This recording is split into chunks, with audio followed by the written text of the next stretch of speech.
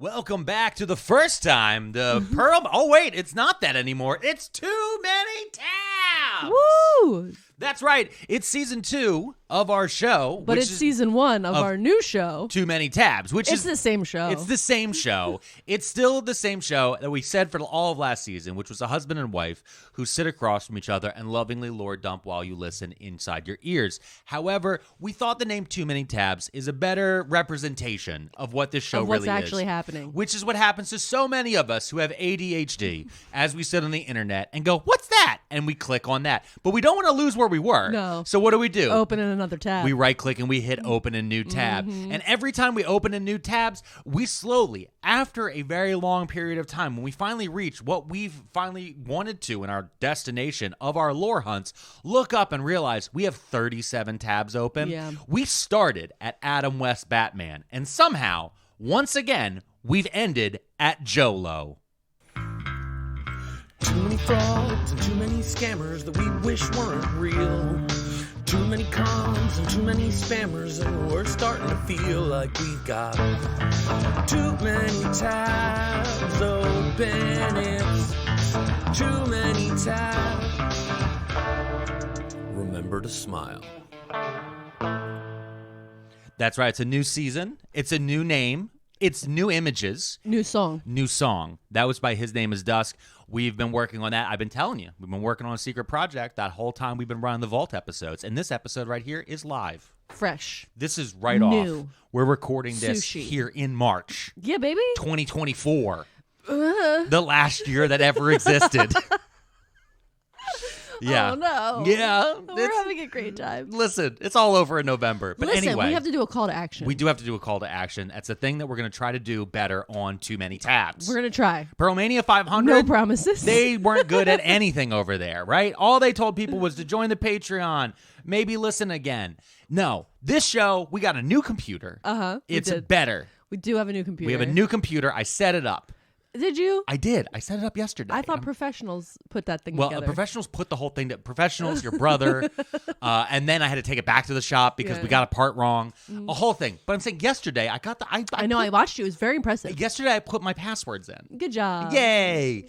And so today we're recording on that computer. Yep. And now we are going to ask the listeners. Listeners, please review us on iTunes and Spotify. Like and subscribe. You like and subscribe, smash that bell notification, all those different things. You guys know the things that every YouTuber, every podcaster ever asks you to do. Go down the list of them. We're asking you to just pick one of them. Yeah, the only thing we're not going to ask that everybody else is to enjoy BetterHelp. We're never going to ask you that. No, we're never going to ask you. And in fact, BetterHelp has asked us to never talk about them again. So, but what we will tell you guys is, as you probably heard on prior episodes, our Patreon shout-outs from the people who sign up on patreon.com/Pearlmania500. Haven't changed that name. Or you can go to Pearlmania500.net to join the Patreon. We're moving those shout-outs to the end of the episode because the big difference with Too Many Tabs versus Pearlmania500, do you know what that is, Mrs. P? No. Shorter intros. Oh, okay. That's going to be the biggest thing. We're trying to cut we're- the front. Yeah, okay. We're trying to cut the front, and Get right into the meat. we're into the meat Getting and the into the meat. potatoes. You know? Oh my goodness, I love a potato. I know.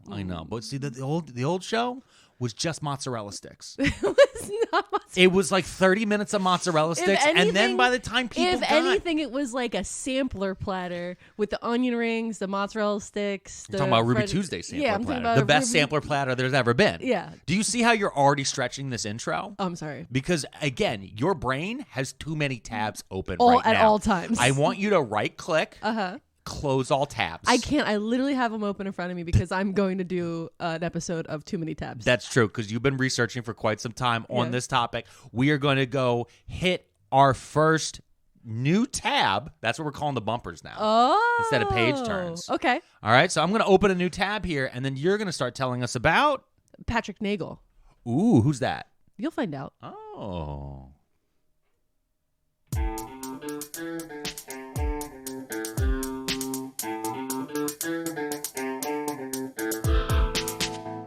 We're back. We're back. New tab is open. There's a lot of tabs open. I'm going to be honest. Okay, but that just means that's the name of the section. Oh, I'm sorry. Remember? We just went over this. I do not have a brain. Okay. It is made of scrambled eggs. And babies. And the baby ruined my brain. Yep. first took all my bones. Yep. And then ruined my brain. And don't forget, there was also that whole COVID thing. Yeah, panorama. Yep. That ruined my brain. Yep. So right now, I'm just Time. scrambling. Don't forget time. Time. I forgot about time. Yeah. Yeah. We're both 40, so that What? hurts. Gross. I know. Anyway, I have a really fun episode today. A fun episode. Yeah. Okay. So a while back, Yeah. we were talking about getting new art for our bedroom, Yes. right? And people have seen in your TikToks, we have a lot of art on the walls. We both love really cool, fun art.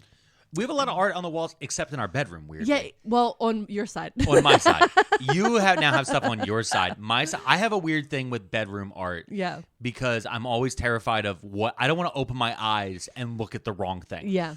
Which is ironic because every day I open my eyes, grab my phone, and then just scroll trauma porn basically because I'm just like, the world is on fire, and you're like, and you I'm haven't even had coffee. Put your phone down. Oh my God. Yeah. So we were talking about getting some art for the bedroom, and we were talking about getting a picture of like a crane or something very like a crane or a herring, thing like that. Yeah. So we're talking about that, but we're both like trying to describe to each other this like specific artistic style that we were thinking of. Yep. And we were like, it's like the 80s and it's like very linear, but we couldn't like Miami cocaine. Yeah, like it's literally we're like, yeah, it's like Miami cocaine, Yeah, but birds. not vaporwave. Birds. But not vaporwave.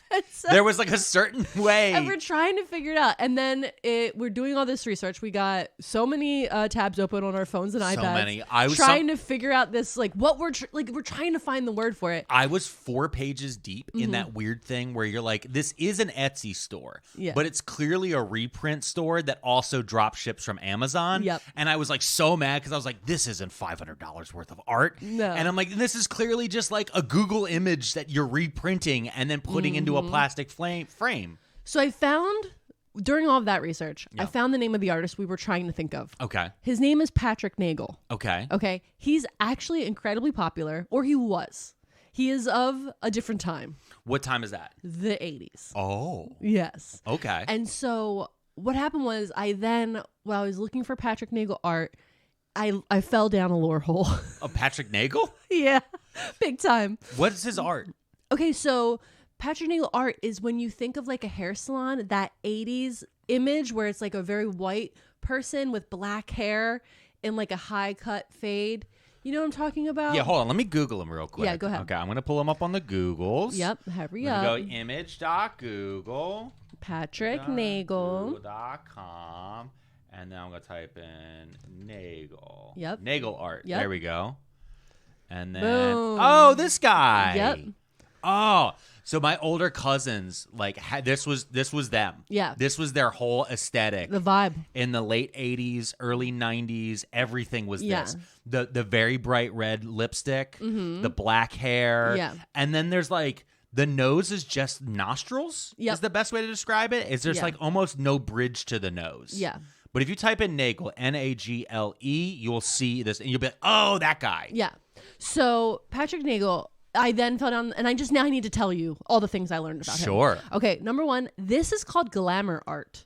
This is glamour art? Glamour art. I mean, it is glamorous. It's pop art, but it's Yeah. defined as glamour art. And so Patrick Nagel was born in Dayton, Ohio in 1945. How glamorous. Glamorous. But he was raised and spent most of his life in Los Angeles. Oh, so okay. The vibes are very different than Dayton, Ohio and LA. Born in Dayton. Born in Dayton, bred in Los Angeles.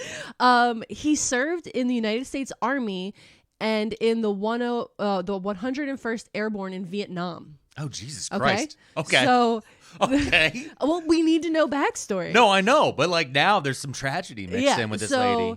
He goes and he serves in Vietnam, and when he comes back, he starts working as a graphic designer in the 70s, like 1971, for ABC television, and produces the graphics and promotions that happen in between broadcasts and like kind of the little images you would see in like the bottom corner, right? Like, so he's doing that type of graphic design. So the runner at the bottom that's like, stay tuned, next it's gummy bears, like that type of stuff. Okay. Very that.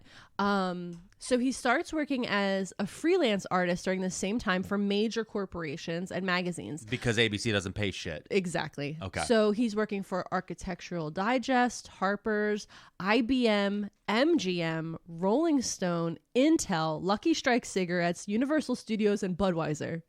All right. Man of many gifts and talents. Yeah. He's doing all kinds of art. He's making all kinds of design. So what happens is, in 1975, he hits the big time. Okay. Okay. And by that, I mean, he starts working for Playboy magazine. Somehow he meets Hugh Hefner. Okay. I need to also preface this, that there's so much underlying, cocaine in this story. Okay. That like you can't place it because no one's going to admit to it anywhere. Yeah. On the internet when everything's happening. This is like a pro wrestling story where like, and then they did steroids. Yeah. This is the late 70s, like, 80s. somehow he met Hugh Hefner and was like, you should totally let me design art for you. Yeah, for It's Playboy. like, okay. So anyway, in 1975, he starts producing art for Playboy. And the paintings, well, we'll get into the idea. The art gets published in every issue. So real quick, just because we do have some listeners who are younger than us. Actually, most listeners are younger than us because we're old. Wow. People need to understand that with Playboy magazine, especially through about the 80s, from the 60s to the 80s, actually held a lot of cultural sway in America. Oh, for sure. A lot of big name writers would write articles for Playboy. A lot of art, very influential art was made in there. And it was also because it paid pretty well to those. They paid those guys good. Yep. The women that were in the magazine did not get paid well. What a shock. People paid for the women. They're like, I'm going to buy Playboy for the women. And then also Playboy was like, we want to seem legitimate. So like, let's have that guy who wrote the poem, How. I don't know who name blanking on him. But yeah, all these famous poets, Kurt Vonnegut, all these different people would write for Playboy, and then all these artists would come in and do like amazing art for them. Incredible art. And it was very, very important to the culture at the time. And then just one day we were like, the internet's here. We're not going to do that no more. Yep. We don't have to leave Playboy in the upstairs bathroom in a shoebox. Yep. Or wherever anybody's dad was hiding it. except if you went to a garage. What do you mean? Like a mechanics? Oh, they out and about. No, it was either out and about, but mainly it was just in the bathroom. Oh, okay. It did not matter because like women weren't supposed to use that bathroom. Got it. But then like eventually they were like, maybe we should have a place where women can use the bathroom. Yeah. They're And like, they women won't- drive cars? Unbelievable. Yeah. Anyway, so he starts producing art for specifically there in the articles they were talking about. There's the Playboy Advisor, the Playboy Forum, Playboy After Hours columns. So he's making art for these very specific topics, right? Yeah. And so in the early part of his time with Playboy, he would be given pretty specific instructions about the illustrations they wanted. So they'd be like, oh, this is going to be a story about, a woman having an illicit affair, and this is from the boss's viewpoint or something like that. Like, so then he would make the art that kind of represented what the story was about. Okay. Yeah. So at the very top, that's what the image was before you start reading. Yeah. So like you open the magazine, his art, and then the story starts, right? Or the article. What happened was, Playboy, the editors loved his artwork so much that they stopped really giving him direction, right? So he would just make stuff and send it. They legit were like, let the man cook. Yeah, they were like, let the man cook. Yeah, let him cook. So he inevitably what would happen is he would just start making art. He would choose his own theme, whatever, and he would submit the work for approval. It would inevitably be approved, and they would just cut him a check, right? He made over 285 pieces of art for Playboy. Wow. Yeah. So just over his career, this is what he was doing. He would submit it, they'd approve it, he'd get a check. And as a graphic designer, that equals like $17. Yeah. Absolutely not. Yeah. By the way, just real quick for anyone listening to this, this job will not exist in 2 years. Yeah. AI is making this is destroying this. And in fact, the AI is trained on Patrick Nagel art. You can go to an AI generator and just type in Patrick Nagel, whatever. Oh my God, should we do that? Patrick Nagel Crane. Oh. No, don't do it. I'm doing it. No, we don't want AI art in our house. I know. Listen. Okay. We have to focus. All right. Remember you said. Okay. So the thing is, what we're talking about and what we're describing, this woman, this short hair, very white, very linear, bright lip woman with very small nose is called a Nagel woman. This is what it's defined as. Yeah. It's a Nagel girl. And real quick, when you say white, you mean literally paper white. Yeah. Again, alabaster paper white. I would highly recommend to the listeners, if you don't know what we're talking about by now, please Google image Nagel, Nagel art, and you will instantly know. When you go into a nail salon, you go into a hair place, there is a faded poster of this in the corner if the place has been open for more than 10 years. I have taken quite a few pictures of a Nagel woman haircut and been like, this is what I would like, please. Yeah. It's a very classic 80s Adrienne Barbeau and all those other different people. Like, it's a very classic thing. All right. Okay, so this is a defined art term at this point. Yes. Okay. His female figures tend to have black hair, bright white skin.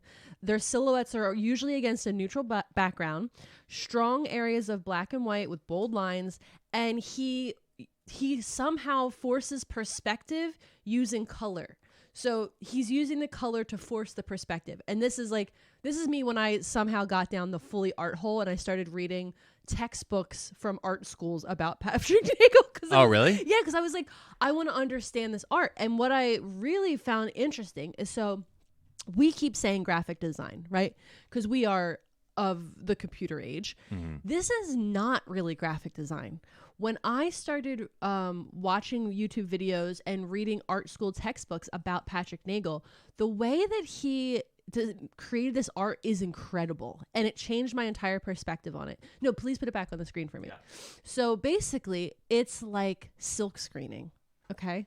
Okay. And so what he would do is he would take a picture. So a lot of these women are real women. They're models and Playboy models. Okay. So or famous people. And so he would take a photograph of them, and then he would lay out the photograph and kind of draw over it with like a sheer piece of paper. You know the word, like you're tracing it. Yeah, trace paper. So he'd be trace paper over to kind of get the outlined image of the person, of what he wanted. So the eyes, the nose, the lips, the hairline, things like that, what he really wanted the perspective to be. And then he would take what are the red sheets of plastic and cut out each line. So if it's the black of the hair, he's just carving out the black of the hair, and then he would get another piece of plastic and just carve out the lips, and then you get another piece of plastic and just carve out the collar of her shirt, right? And so he would do this for every single color and then silk screen them onto canvases or paper. So each color is laid down. Oh. Separately. So it's kind of the way they make like t-shirts sometimes, right? So yeah, they press, that's exactly like they make exactly. t-shirts. So it's like that, but he's doing that on canvas or on silk or on paper sometimes. So, and then he's using real paint. So a lot of these are actual paintings. Yeah. And which I never put together as a child, because I was like, no, it's just a picture it's just a poster. A poster. Yeah. And we'll get into that. So there's one picture, I don't see it on your screen, if you could scroll down, but like, we might have to find it and post it on the Patreon, where he has like, she's the back silhouette, it's a silhouette of the back of a woman, and she has on a gold dress, and it's like got these gold lines on it, and the gold, this one right here, that gold is actually like gold lame. Like when you see the real piece of art, it's so incredible. So like all of this is actually gold lame when the original artwork. It's not just yellow. Okay. So like there's a perspective that I know I was missing in my youth of like just thinking because this is a poster. You're looking at a reprint of a reprint of a reprint. Exactly. Yeah. And these are like really beautifully made artistic pieces. I didn't realize. I didn't realize it was a screen printing. Yeah. And also the way you're describing it to me about how he's cutting. I thought they were drawings. The fact that it's a picture and then he's actually only taking what he wants. Mm-hmm. So here's a similar one over here. Yeah. That he's only keeping what he wants, which explains like the changes to the nose, especially. Yeah. So the nose and the jawline and these different things that he's having pop on these, that makes a big deal. Okay, that's awesome. That's really cool. So I just found that like really cool. And so art historians, when I was going through like what the different professionals in the art world believe, is they speculate that his art is heavily influenced by Japanese style art. So that wood blocking art, where the same idea of like we're putting these colors down, we're creating dimension. Yeah. Like the Great Wave is a famous woodblock, ink blot, and that type of things. And if you look at those type of, especially 1800s Japanese art. Mm-hmm. So they believe that there's a big influence of that. There's also a huge Art Deco influence. So when you look at this, right it's there, incredibly Art Deco forward. But some also a lot of cocaine influence. Yeah, again, you have to do cocaine. You have to do so much to come up with this. I don't know if that's true. It's so allegedly. We don't have any you're proof. Right. Allegedly. I forgot I had this button this whole time. We don't have any proof of that. Every time I've said cocaine, just allegedly. I just want to be Oh wait, no, sorry. I should have said this. Every time I said cocaine. No, you're using the wrong button. Oh, sorry. Allegedly. So then another couple art historians believe that maybe his map making experience in Vietnam really steered him into high contrast imagery more than anything else. I'm not kidding. His map making? Yeah, because he was in the 101st Airborne. Like he was making maps and like doing very specific work. And when they were interviewing him, so he was in recon, and he's just like, I'm gonna get out of here. I'm just gonna draw naked ladies. I'm gonna print so many naked women on silk screen. They're like, at a t-shirt shop? No, it's so much better. But all of this is just speculation. No one knows. Nobody knows? He's never elaborated on where this idea come from, where this inspiration comes from. Is he like H.R. Giger? He's like just an enigma wrapped in a... He just never talked about it. He did go to art school. I just kind of skipped over it, but he graduated with a degree in fine arts. But he never really went into the hows and the whys of it. He was in the 101st Airborne? Yeah. Making maps? Making maps. All right. Okay, so let's get to 1982. This is going to be a big fucking year. So he's already hitting it big with Playboy. These pictures are making him a household name across the United States, right? Okay. Or like not a name, but people know this art. Yeah, right? People know this imagery. This imagery they know. They don't know the name probably. Yeah, this is starting to be in more and more places by 1982. Yeah. So in 1982, he paints an image that he believes he's trying to resemble a 1950s cigar package, like a cigar box. Okay. And that image is used for the cover of the #1 album, Duran Duran Rio. Oh. And so the cover of Duran Duran's album Rio is a Patrick Nagel original. Yeah, it's right here. I pulled it up in the images. Yeah. And so this is him shooting off the map. Right. And this is this is the album of the 80s. Yeah. This is the song of the 80s. Mm-hmm. This is the image of the 80s. Absolutely. Right here. It's all wrapped up into one. Like this, he's like nailed it. Yeah. Done. Exactly. Yeah. Okay, so then... I don't think we have this for the 2020s yet. I don't think so either. And this is something that was driving me crazy. Is like, this art was such a force. This art represented so much of the 80s. It reflected back the way people were dressing, but it also pushed an idea of what it was. So like, while he's making this idea of like, oh, this is what women look like, women started to look like this because they were like going in the hair salons or seeing that the magazines had these images, so they started to get their hair cut or dress in more angular fashion. So like it's just so interesting. But like now we just have influencers who are like, oh, it's a vanilla latte makeup, and no, it's mob wife aesthetic. Yeah, like it's not the same. But it's also flash in the pan. Yeah, everything's so flash in the pan versus like I feel like this had years. Yeah, this had a couple years under it. Well, I mean, it's an entire decade. By the end of the 80s, it feels like it falls off somewhat. That's what I mean. A decade from the beginning of 1975 until. Well, I'm saying from Rio. I'm saying from 1982. Okay. If you go from 1982 to probably like 88. I'm giving all the credit for Playboy. I'm giving him all. Okay, no, I get that. I get that. I think of this as being the real kickoff because this is when like the kids would see it. You know, like the Playboy ones. Like, listen, the kids who lived in the suburbs, who went into the woods, who knew where the one tree was, where the Playboys were. What? It's a whole suburban thing. What? It doesn't. It's a lost art of how to find porn in the woods. You had porn trees? Yes. Okay. I can't stress how in the 90s, there were porn trees all throughout the suburbs. What in the hell is happening? What are you talking about? There's just like criminals loose in the woods. They weren't criminals. There's They were just porn men. in the woods. They were just Bam Margera's still out there. What is happening out here? in the 80s and 90s. Sometimes men didn't have places where they could be alone, so they went into the woods with porno, Oh my god. and they hid it in a tree. I don't believe. And you then for- other men would find it, and you just go and you just read it. You weren't being gross is with this it. socialism? This was back in the day. This is what Reagan fought against. This is again much like Trunk or Treat. This is the destruction of community. There it is. That's Okay. Yep. I understand what you're saying now. Yeah. So with that, let's take a pause. Okay. We're gonna open a new tab. Okay. Because I feel like we've hit a pretty major moment in this man's life. It's Yeah. 1982. Yeah. He is the cover of Duran Duran's Rio.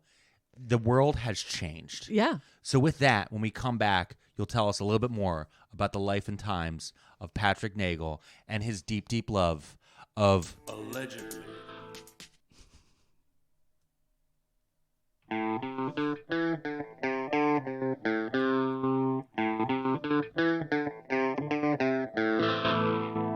We're back. Oh my goodness. Okay, you ready? Okay, listen. Okay. It's still 1982. It's still 1982. We haven't gone anywhere. Why no? The album just came out. Because Rio came out. Yeah. Boom. Nagel art everywhere. Yeah. Then he did a portrait of Joan Collins, Okay. who had just recently premiered as Alex Carrington on Dynasty. And so this is like, again, there is nothing more 80s at this point. Dynasty was a soap opera. Yeah. It's a massive soap opera. Incredible. They tried to remake it. Wasn't as good. Yeah, it was a primetime one, right? Primetime soap opera. It was the biggest thing. Yeah. If you go watch anything from the 80s, there's always references to Dynasty. Yep. Everywhere throughout it. Especially if you go back and watch like old Johnny Carson clips and things like that, like late night talk shows. They're always talking about Dynasty. Like Dynasty was a force. Absolutely. And Joan Collins, her character, Alexis Carrington, comes in the second season. And it's like this. Her entrance into the show is iconic. Yeah. So he had painted her portrait in his style, and it was released in 1982, and it was incredibly popular as well. Allow me to show you an image of it. Oh. It's a pretty famous. If you see this one, you'd probably recognize it as one of his classics. I don't recognize that one as much as No. the Rio one and some of the other images that you showed me. But this one, just like the Rio one, also has the very long earrings. Yep. He loves a long earring. Yeah. Which I love. Okay, so 1982, we get Joan Collins, we get Duran Duran. We're still in 1982 here. Okay, next The thing. greatest year of this man's This life. man killed it in 1982. We weren't even born yet. Yeah. So in 1982, he has another friend. Again, I'm just speculating on how he could have met this person, but he becomes good friends with magician David Copperfield. What? Yo. David fucking Copperfield David appeals? Copperfield, yeah. So David Copperfield's planning his fourth national TV special. Yeah. And he reaches out to his dear friend Patrick Nagel. Yeah. And David Copperfield has Nagel hair. Yeah. He has that sweeping mullet. Yep. Yeah, they just have that feel. Okay, yeah, I'm ready. Let's They plan, and Patrick Nagel designs all of the imagery for his special. And on this special, this is the one where David Copperfield makes his own private jet disappear, which is so 80s because now we're like, oh, you have a private jet, you carbon footprint. But back then they were just like, yo, look at my private jet, bitches. Yeah. Then people are like, you get to fly alone. What's that like? Oh my God. So I have a They picture. never of it to show turned the you. smoking sign off. This is the picture that they used as the promo. Oh wow. If you zoom into the back of the plane, on his. That's David Copperfield's face as a Patrick Nagel. That's amazing. So yeah, they Patrick Nagel made a huge piece of art of David Copperfield in the Nagel style, which was then printed on the side of his private jet. And these specials were huge. Do you Yeah. remember watching when he made the Statue of Liberty disappear? Yes. I remember as a kid being like, well, put it back. Yeah, like, I'm sorry. I National remember being monument. so mad. I'm like, we pay taxes for that. Like, I was so mad at David Copperfield. I was convinced as a very young child, like maybe Yeah. I think a 6-year-old, that David Copperfield was a supervillain. Yeah. I was like, this is all an act by an evil man who is robbing us blind. Yeah. And we're paying him through advertising dollars. Yeah. And so all the wow. adverts were done with With Nagel style. that triangle Always around in a triangle. Yeah, you like the person was in a triangle. it. Yeah. It adds depth in this really weird way. Yeah, it's cool. Yeah. So there were also magician assistants, aka dancers. Yeah. And the dancers were all dressed, and their hair was done and their makeup was done in the Nagel style as well. Okay. Okay. So again, this is 1982. We got Joan Collins. We got Duran Duran. We got David Copperfield. This is the most 80s thing that's ever happened in the 80s. Yeah. So in February of 1984, 2 years later, Patrick Nagel was participating in a 15-minute celebrity aerobathon to raise funds for the American Heart Association in Santa Monica. The American Heart Association. Yeah, so Okay. it was a fundraiser for the American Heart Association. Celebrities were doing aerobics. So it's 1984. Yeah, For 15 minutes. yeah. We're gonna do some cocaine. No, aerobics. We're gonna do some aerobics. Allegedly. I'm guessing they're all gonna be in the leotards and everything. Yep, Do you think they're absolutely. gonna have the step boxes? Yes. The step boxes are always the thing. Absolutely. You gotta have that. You're gonna have the leggings, Leg warmers. leg warmers, leotards. Absolutely. You gotta have the headbands. Jane Fonda You're is getting it vibing. all. You're gonna be out there. You're gonna be sweating. That John Travolta movie with what's her name always gets me on that one. Yeah. Who's the one I'm thinking of? I don't know. You know the one she was in. I can feel listeners screaming it Yeah, it's at fine. me. So anyway, listen. He does this. He raises the money. Patrick Nagel is found dead in his car in the parking lot after the event. Wait, what? Yeah. What happened? Wait, so he did 15 minutes of aerobics and he died? In his car at the event. He died in the parking lot of the Santa Monica Wellness Center. How old was he? He was like 40 something. Wait, you said he was born in what, 55? Hold on. I have to scroll back up now. What? He was born in 1945. Yeah. 1945. Okay, so he's 40. Yeah. He's our He's age. a 40-year-old man who had a heart attack and died after 15 minutes of aerobics? Yeah. I don't need to hit that allegedly button anymore, babe. So That man was made of cocaine, okay? Oh, allegedly. No.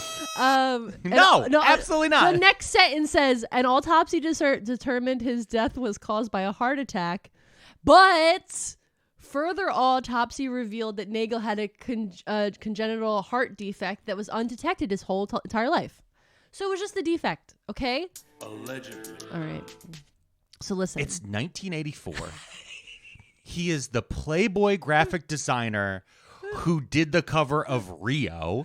He's hanging out with David Copperfield on a private jet, making the Statue of Liberty disappear. Fucking maybe not. Okay, he didn't make the Statue. That was later. But he's making private jets. What do you think they used private jets for in the 80s?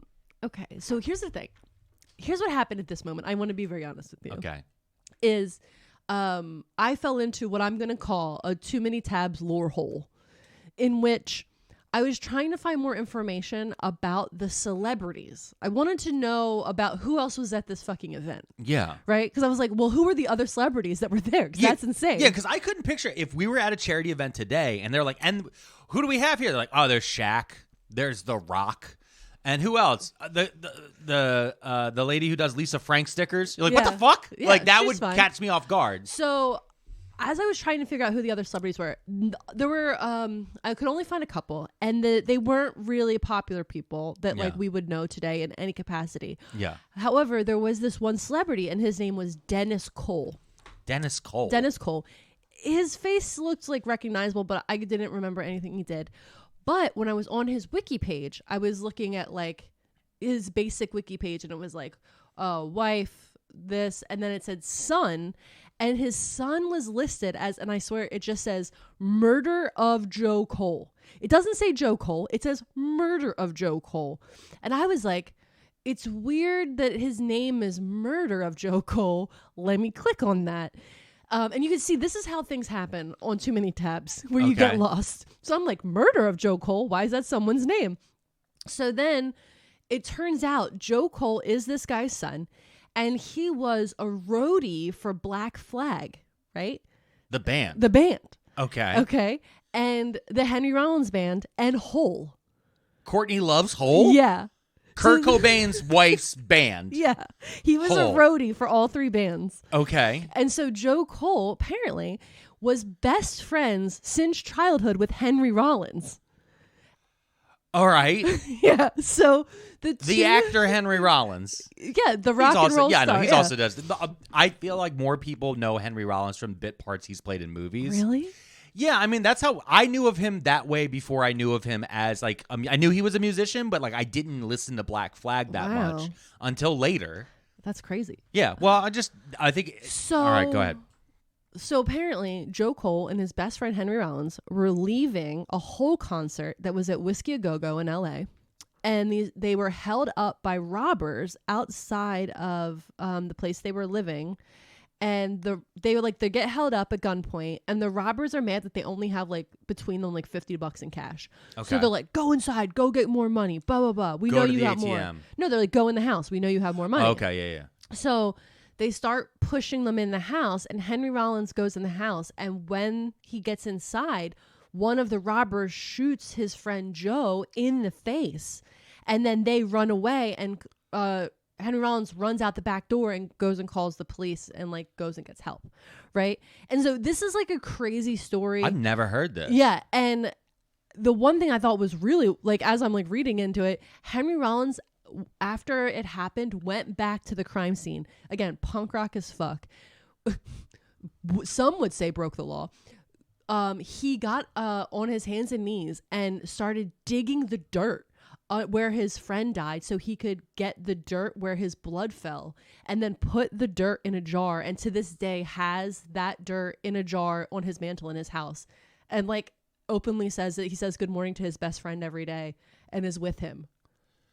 Did they ever catch the guys? No, they never catched it. Unsolved. Jesus. Yeah. Right? So listen, we have to go back to the original story. We had to go back? Yeah, because this is just a weird little hole I fell down. Okay. All right. So close that tab. The tab is closed. We got to close it. Okay. Okay, we got to go back. So our main character, Patrick Nagel, has passed away in his car. Yeah. Of congenital heart failure. Okay. He was survived by his wife, Jennifer Dumas. Okay. We didn't really get into the relationship. Jennifer Dumas is a very 80s name. Yeah. So Jennifer Dumas. That's very Dynasty. Like, that's so crazy. So after he passes away, again, this is such like a short little, like a firework of a life. Yeah. Like, it's crazy. Like, he just like went so big and so hard, and then and I think this is why there aren't texts that have his inspiration, because he didn't live long enough to say all that. Interviewed about his art. Yeah. He also died before credit reports. Lucky son of a bitch. Credit reports are 1987. He was like, listen, I was just, he came home to his wife. He's like, listen here, wife Dumas. I just want you to let you know that they got computers coming for us. We got to get out of here. They're going to be tracking everything we do. Oh my God. I'm going to go do a quick workout. And then we're going to run for the hills. Heart health. Okay. So what I did after this is I kind of just started looking into like his influence, because every time I'm looking at his work, it always is referential to things that happen later. Yeah. And so 2 years after he dies in 1986, Robert Palmer releases 2 huge music videos, Addicted to Love and Simply Irresistible.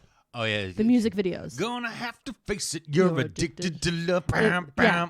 And so if you can picture those music videos, yes, there's always about 15 striking women in the background, just kind of lolling back and forth. And a lot of makeup in high cheekbones, very accentuated, which is another thing he liked to draw the high cheekbone line. So I have a Robert Palmer story. Okay, wait, what? So I used to go to this bar in Delaware, and the owner of the bar used to be a record promoter. He started in the 70s through the 80s and the 90s. And during the 80s, Robert Palmer, because I can't remember if I don't think Robert Palmer's from America, but he was here. Yeah. And he was like stateside. Mm-hmm. And he's on this world tour, and he's supposed to do press in the morning. And he's supposed to go to all these radio stations, and they can't find they can't find Robert Palmer. He's lost. He's vanished. And so this guy, I'm not going to say the guy's name, just know the bar owner who was a record promoter, he is running around looking for it. And finally, he goes to a roadie. He's like, where could he be? Yeah. And the roadie looks at me and goes, have you checked the fucking strip clubs?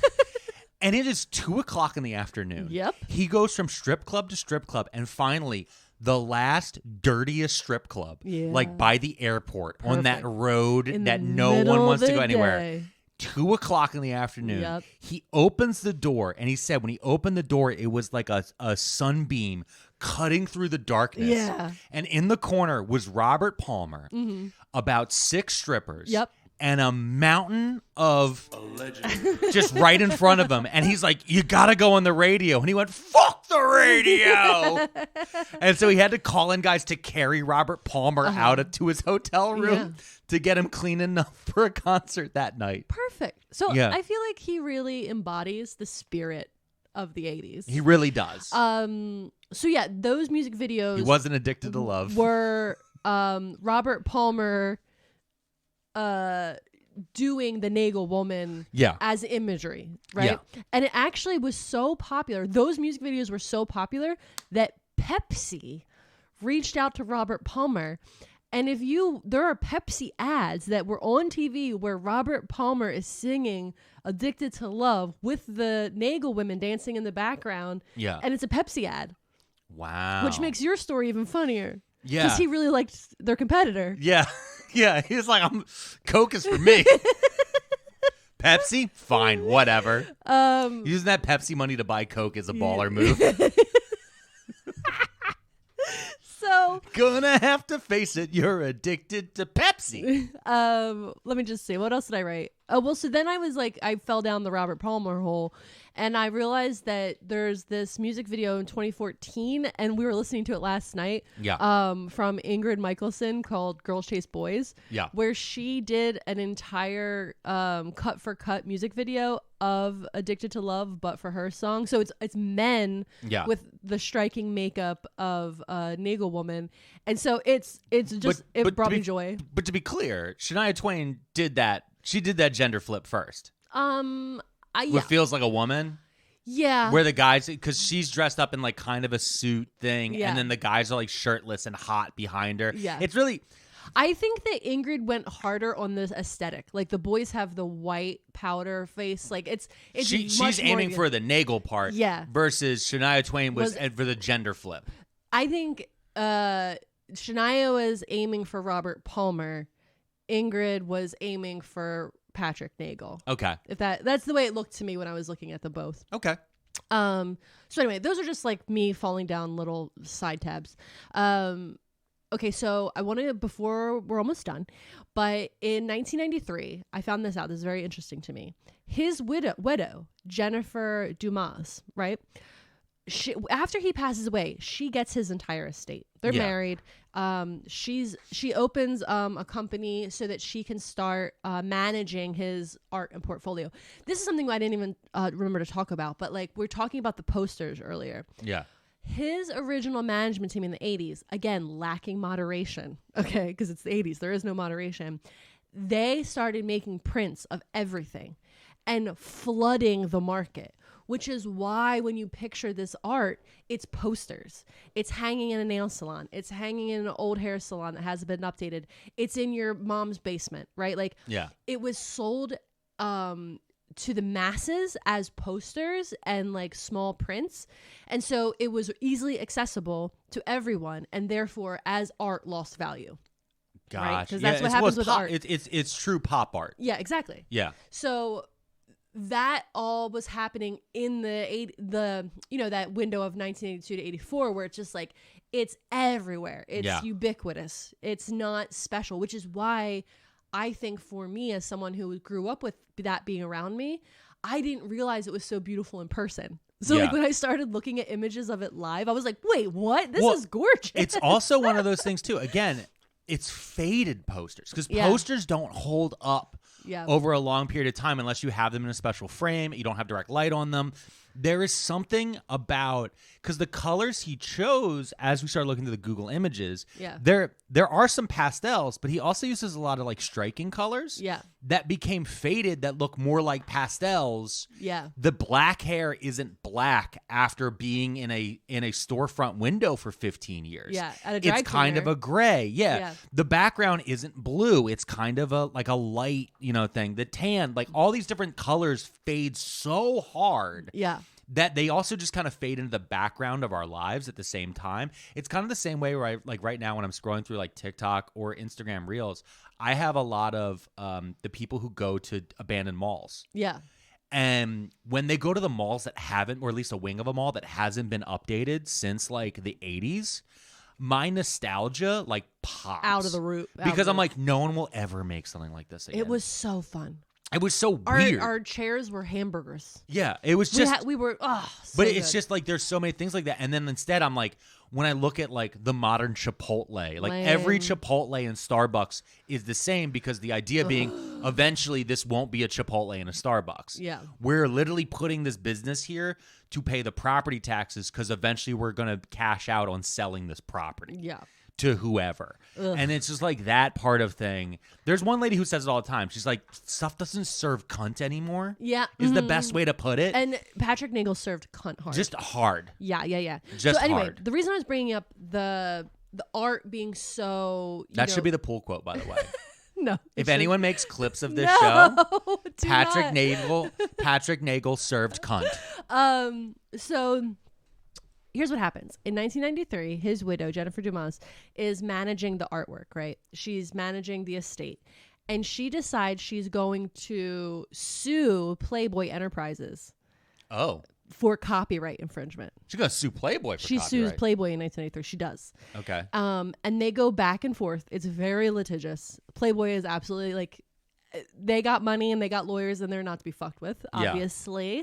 They've used their money to... What was the reason, though? He was paid for all of the art. So here's the thing. And this is a whole other tab. This was an entire day lost to me because when it comes to reading court documents, I can get really...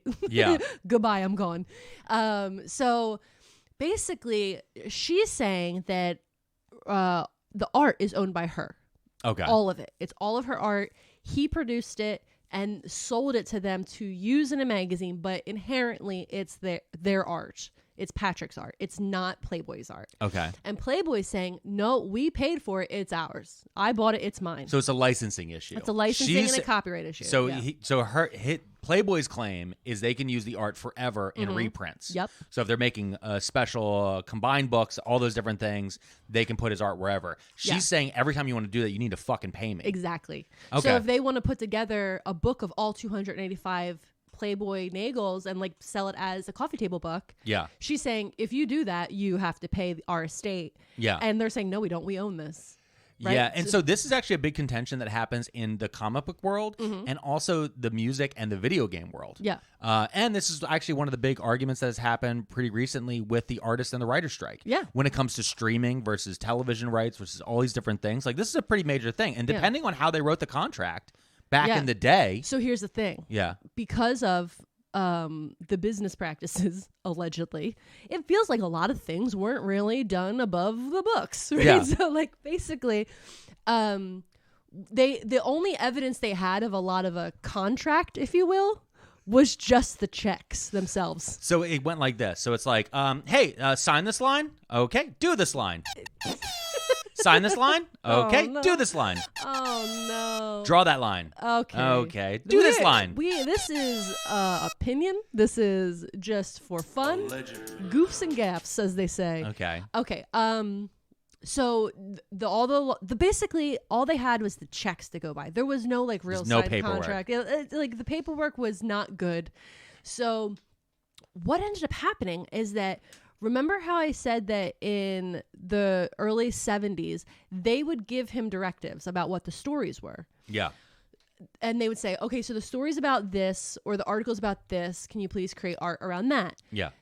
The judges, and it did get appealed, then go up at the circuit. So the second circuit judge also found this to be true, is that when Playboy asked for specifics, that is theirs. They own it. That's outright. a commission. That's a commission through the laws that when they said we want something that looks like this to match this, and he did it, and he got a check that was signed, and it said on the date and time, and then the little thing it said for this art. Bing, bang, boom. That's Playboy's forever to do with what they will. Yep. However, everything after 1975. When they were just like, yo, dude, this rules. Good, bro. Let bro cook. Let him cook. They don't own the recipe. They don't own any of that. They don't own the recipe. If you let bro cook, you don't own the recipe. Exactly. So Playboy only owns the Patrick Nagel art from 1974 to 1975. 1 year of art. Because after that, they just let him go. You know what this proves to me, though? What? This proves that we own the new art for Too Many Tabs. Because I went back and forth on that email chain for like weeks. Yeah. I'm like, listen, no, I like that. Let's wash out the back a little bit. Let's change this. Can we make my hair a little bit more cartoony? Yeah. Bring my hand down a little bit. Yep. Okay, bring in Mrs. P's silhouette. People aren't going to notice it at first until we mention it. But when they notice it, they're going to be like, oh my God, that's her silhouette. It's going to be a whole thing. Yeah. Yeah. So yeah, and that email chain is our proof of ownership. So yeah, I thought the lawsuit was really interesting as someone who, reads legal documents all day. I was like, yo, that's really interesting the way that they argued it as well. Yeah. And that she won. Okay. That's she so won cool. most of it anyway. Yeah, she won most of it. I mean, that makes total sense. Yeah. That actually is one of the few times where you're like, okay, no, that makes sense. Yeah. That makes total sense. And then that's really it. Everything else I found was like there was a cartoon show, wasn't yeah, that was there? going to say there was the Rob Lowe cartoon show. Yeah, because I like as you were talking about it, I started to remember it there was called Moonbeam City. Yeah, it was on Comedy Central. Yeah, I remember it like a little bit. I just remember thinking it kind of reminded me of Frisky Dingo. I do not know what that is. It was an Adult Swim show in the way the animation was designed, like how the movement of the characters went, because it was kind of flash animation. But I didn't really like it too much. It reminded me there was a moment there back when Comedy Central was still doing original programming where they were trying to copy the Adult Swim model, and they're like, we'll make adult cartoons and then people will watch Comedy Central more. And then one day they were like, we can just rerun The Office. Nobody actually watches cable. Yeah. And now nobody gets paid except for Jon Stewart. So well, here's one thing I'll tell you. When I did look up Moonbeam City, because again I hadn't heard of it, but I knew when I was researching it all short. came up about how they use the cartoons that they drew all are Patrick Nagel representations, right? Yeah. And it was produced by Rob Lowe, so I was like, that's weird. But the cast, the voiceovers, all stars. Yeah? All stars. Will Forte, Elizabeth Banks, Kate Mara, Adam West. What'd I tell you? Yeah. I didn't even listen. I guessed that Adam West was in the episode. That was a joke. Adam West? Yeah. I start this episode with a joke about Adam West, and we're ending.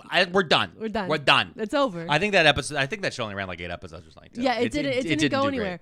But yeah, and then basically it was that, and then the closest thing that has to do with Robert Nagel right now would be that in 2020, Forever 21 bought rights to Nagel Images to create fashion with his thing. With his images all over it. Yeah. But I think because it released in 2020, it wasn't nobody noticed. A blip. We were really busy with other things. Yeah. So I have a goal now. What is it? I want we should try at some point. Yeah. Maybe because people aren't noticing it. Like we should look and see if we can get a Nagel. Yeah. An original. Absolutely. An OG. Yeah. Or I can go just take one off the wall of any hair salon. No, we got to get a good one. Yeah. No, but they're selling about the faded ones though. They're pretty cool. Like we just go to a dry cleaners. Just go to a dry cleaner and be like, can I have that? Yeah. And I'll give like, you $20. Having worked at a dry cleaner, they're being paid like maybe $10 an hour, at best in Pennsylvania, especially because our minimum wage is $7.25. So when they're like, we're paying you $10, you should feel lucky. And you're like, I can't live on this. Yeah. But yeah. Anyway, this was really great research, Thank Mrs. you. P. Anything else? No, that's everything I learned. All right, so let's go ahead. We're gonna go ahead and hop over and welcome and thank our new Patreons. Pearlmania, Pearlmania, Pearlmania, Pearlmania. 500.net is how you can join our Patreon. Do you see how I used it? I figured out how I could keep that bumper. I see. But yeah, this is our old Hey Hun section. We're moving it to the end. We're going to welcome in all of our new team leads. We're going to be working on some new tiers in the near future, and we're going to be having some new things for all of our Patreons to be able to get once they join. Mm-hmm. And we're going to be hinting at more of that stuff in the near future. But until then, hey, hon, let's meet our team leaders. So we have 10. Let's go ahead and welcome them this week. Up first, the first thing I just want to say, they went even crazier with underscores. It's like they got motivated. It's only they were like, underscores. You think you can underscore? I can underscore. Out of the 10 new people, only 2 of them didn't use underscores. Kevin. I can see him right from here. Yeah.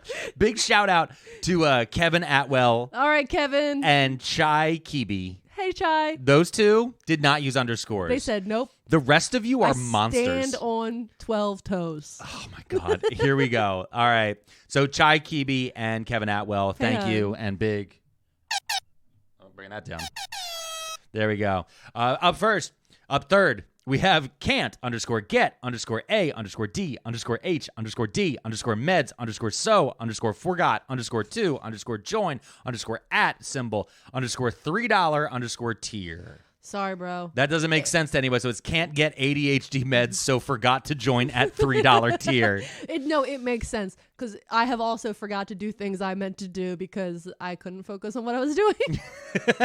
Been there. After that, we have Vlad underscore the underscore inhaler. Let's go. After that, we have the underscore grift underscore got underscore me underscore also underscore fairy underscore porn underscore 2. Listen, we should bring it up. We're getting pretty close to you reading that fairy porn. We're getting very close and like incredibly close. Yeah. The 750 is the tier. I'm so is the excited. goal. The book is under the glass. Yep. I have a hammer. I have many hammers. Too many hammers. Too many tabs. So that, we're getting closer and closer. When we hit that 750 of active members all at the same time, I will read that book and we will make a big announcement. It'll be incredible. And we have a book club coming up soon. We do, anyway, and we'll talk about that next episode. After that, we have finally underscore able underscore 2 underscore here underscore live underscore shout out underscore I underscore caught underscore up exclamation point underscore. Listen, that's impressive. We have a lot. Last season was pretty long to catch up. It was 53 episodes plus book clubs. Oh my God. And I had a baby? Yeah. What were we thinking? I don't know. The last year has been insane. Oh, no. But yeah, so thank you so much. And I know there's a lot of people who actually, when they hear about the podcast, they don't start here. Yeah. No, they got to start at the beginning. I know. I do the same thing. It's so wild because it's wild to me because the first 6 episodes, the audio to me is terrible. Yeah. Because we had the snowball mic. We don't really care. You know what I mean? Like we didn't have the soundboard. Yeah. I didn't have any of these different things. We didn't have the cool arms I bought on Amazon. Yeah. Now we're even on a better computer. Listen, we're upgrading this podcast every chance we get. Yeah. Every single chance we can. After that, we have, we're doing these shout outs, underscore this, underscore is, underscore definitely, underscore a, underscore cult, underscore. Guys, it's not a cult. This is definitely not a cult. I'm just saying that maybe we should do some things with the pyramid-shaped monies. All I'm saying is the feds are outside the door. And we need to keep them out with our spiritual energy here, brothers. We and the best way use fluoride in the toothpaste because it closes the glands. The best way to keep the feds out of your pineal gland is to make sure that you buy our food bucket. If you buy the food bucket, you'll get 3 douches on the side. You got a douche to keep the feds out of your pineal gland. My parents are downstairs watching the baby right now. I hope they are going to be so confused. I hope they heard that. After that, we have 40 underscore isn't underscore old underscore anymore. I agree with you in my spirit 40. and my vibes. I agree. But our bodies my hurt. body hurts, dude. I want to point something into perspective. In the early 2000s, you've been mentioning it a lot. What? There was an SNL character that was on the early, the Will Ferrell era SNL. Molly Shannon. Oh, I'm 50. Yeah, she come on and go, I'm 50. I kick, I kick, and I stretch, and I jump. And we would laugh as children. Yeah. We were 15. We're like, 50 people. Later, 50-year-olds are she's so old. old. And now we're 10 years from that. And I'm like, I should stretch. I should jump and kick. We have to stretch. We need to get strong. We joined a gym. The child's going to be 10 when we're 50. know. Oh, my God. We've been lifting this child. The child hit 14 pounds. And I was God. like, I'm going to die. All right. That was 40 isn't old anymore. Hey, Hey, hon. And you know what? Let's go. After that, we have is_this_where_I_change_my_username___. It is, in fact, where you change your name. It and is. you did a good job. You did a great Hey, job. hon. You did a great job. And congratulations. And in fact, actually, no messages this week from anyone asking cool. for manual changes. So that was very Nice. nice. And finally, All right. we start out the show, every show, with Yeah. a shout out. We're ending it every show with a shout out. Yep. Directly from this Patreon, this new team leader. Yep. Listening_to_ his name was Dusk_on_repeat. Let's go. Let's fucking go. Yeah. We love it. We love supporting the arts. We love supporting the arts. As you know, you heard the new theme from His Name Was Dusk. You've heard his music on our prior episodes. You can go down to the link at the bottom of the show notes.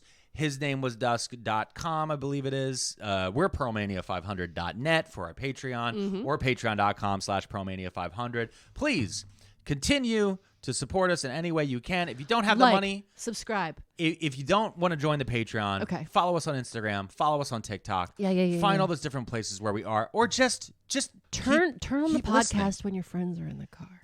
That's the one. Turn the podcast on when your friends are in the car. It's the spring. Pick an episode. Spring's about to hit. Pick an episode that you like the most. You have a loved one. Don't you want to share things that you enjoy with your loved one? Yeah. While they're trapped in a vehicle and they can't get away? And you can answer questions like, who is Hilaria Baldwin? Yeah. And you know what? I'm going to end the episode differently than we used to the old ones. What's the old that? ones, sometimes I would play a theme on the way out the door. Yeah. This one, I think I'm going to close Yeah. with our intro music again because I love this. This is an it's earworm. so good. If you're listening at 1.5, slow it down because here we go. His Name Was Dusk. Play us out. Too many frauds and too many scammers that we wish weren't real. Too many cons and too many spammers, and we're starting to feel like we've got too many tabs open. It's too many tabs. Remember to smile.